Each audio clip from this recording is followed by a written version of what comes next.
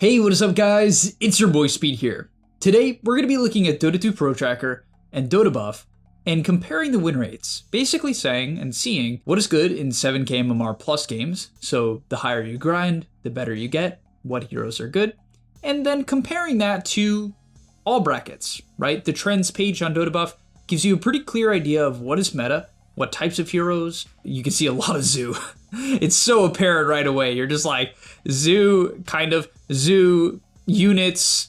I think Lycan is pretty high up nowadays. We're going to be comparing it. I want to talk about the best heroes right now in Dota, give you guys a pretty clear idea what you should be picking and what is the meta, right? Let's hop into it. All right, before we get into the main part of the video, I do want to let you guys know that I'm not only posting videos here on YouTube, I also frequently post videos on the website. If you don't know what I'm talking about, almost every single day I'm posting a new video to the gameleap website. We're going to teach you guys in depth about how to get to the next level. So if you want to become absolutely broken, click the link down below and sign up. On Dota 2 Pro Tracker, we're going to start here. I just made a video yesterday about Chen and how good I think this hero is. However, there's a couple of other heroes on the top of the list that are very striking. Animage in particular first, because I think this one's fake.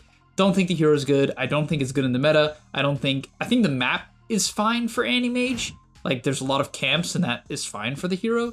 But the potential tempo of these Zoo heroes are very good against AM. Like, I think Chen is good against AM because it ends the game. Same thing with Lycan.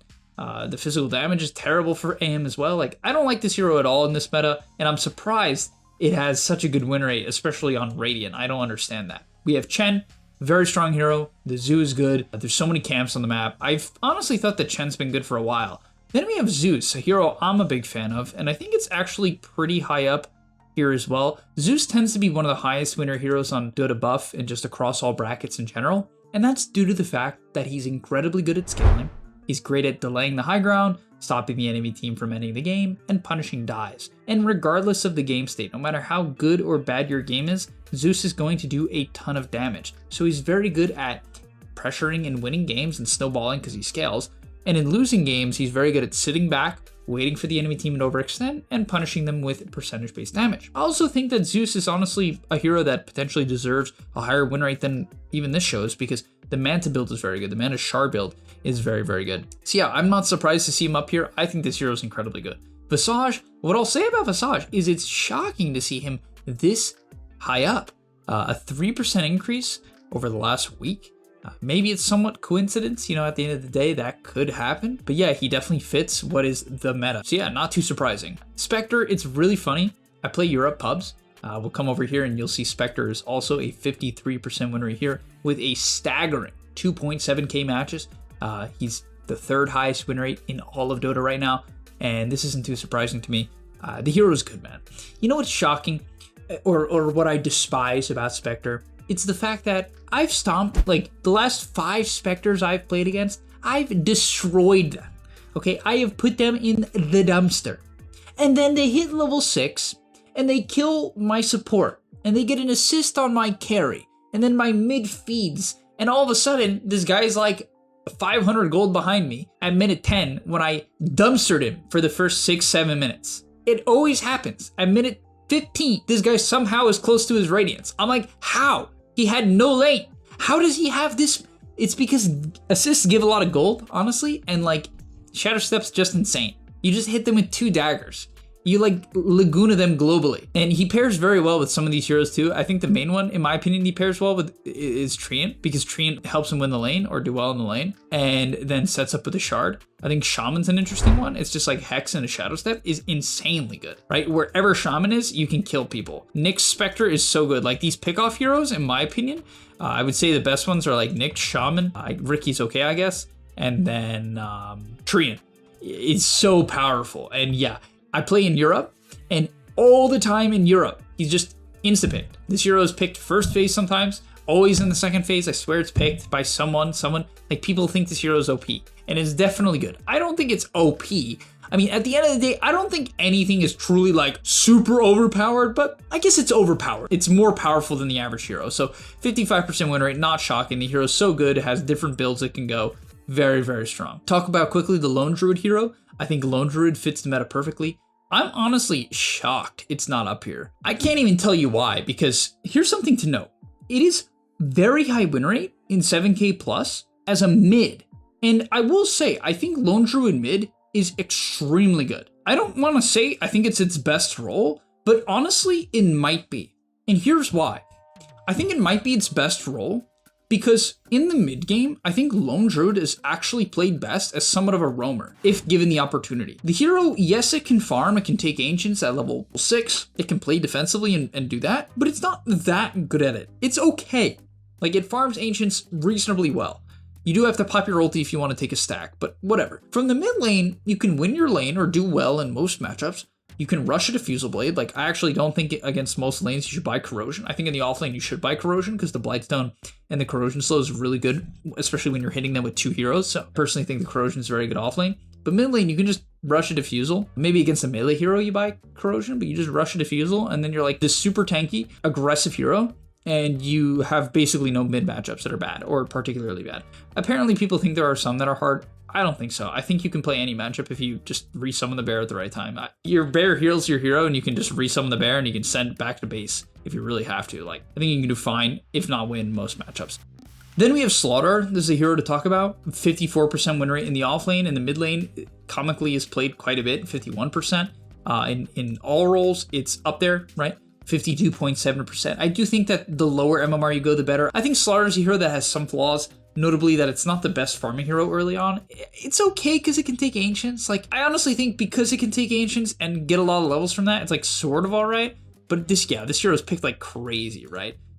Picked like absolute crazy. And 18% of games are going to see a Slaughter, which is just straight up nuts, right? The hero is absolutely everywhere compared to Meepo and Visage, who are picked in 1% of games. Quite the drastic change.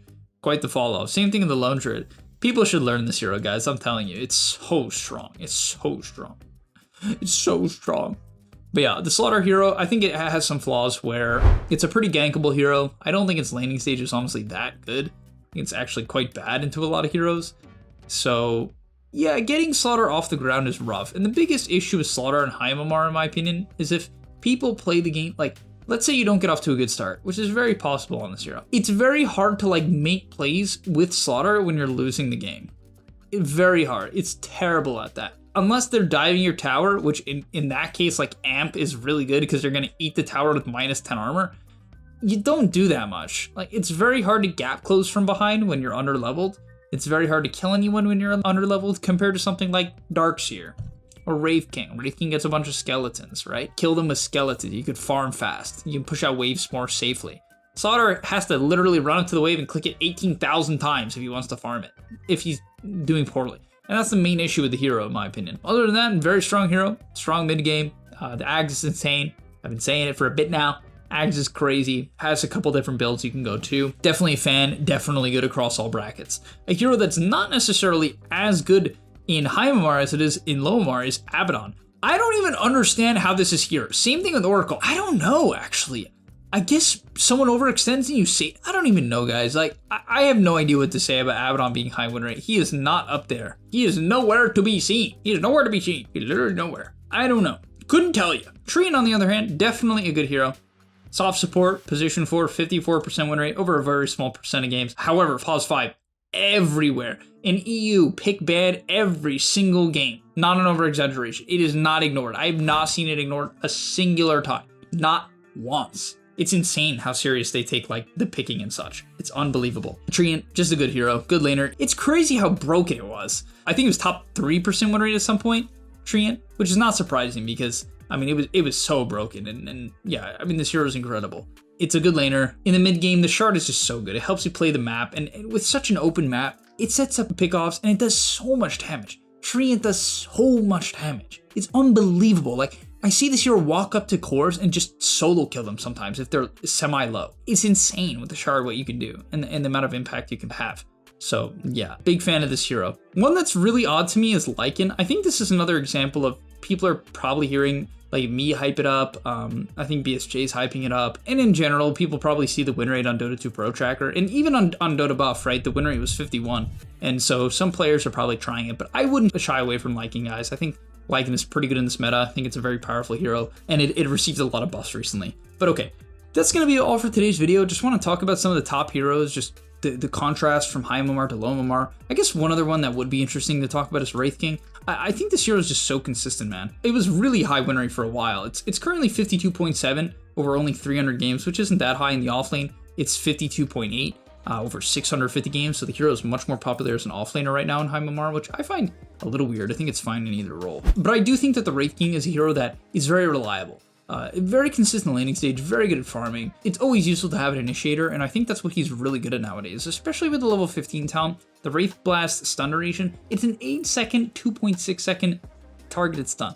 Very powerful, and you're alive for so long, so you just stun, and then you buy an eventual axe, and so you're alive for forever, just chucking out these long duration stuns, and just keeping your team alive while providing AoE evasion, right, because of the radiance and so much wave control and wave shove with the skeletons. So big fan of the Wraith King hero, super consistent. If you're an offlaner or carry, you don't know what to pick, I would definitely just pick Wraith King or Slaughter. Very reliable in either of the roles. Spectre for carry. For mid's kind of a tough role right now. I mean, maybe like an Arc Warden is honestly the go-to. I guess Zeus is kind of what I was mentioning earlier. Kunkka probably just for the scaling in the team fight later on. But all right, thank you guys so much for watching. If you enjoyed this format, kind of different, just more of like a meta talk, yeah, let me know and I'll make them more in the future. But all right, thanks so much for watching. Please like the video and subscribe to the channel, and I'll see you in the next one.